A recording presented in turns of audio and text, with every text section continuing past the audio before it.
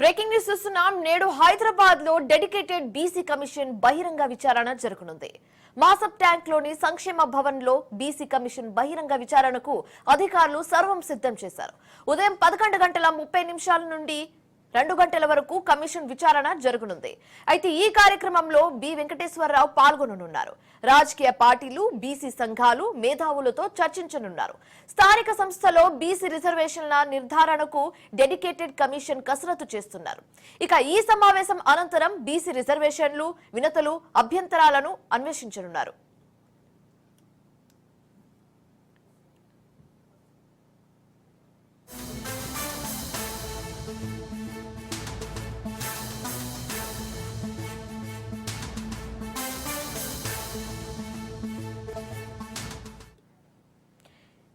నేడు హైదరాబాద్ లో dedicated BC commission బహిరంగ విచారణ జరగనుంది.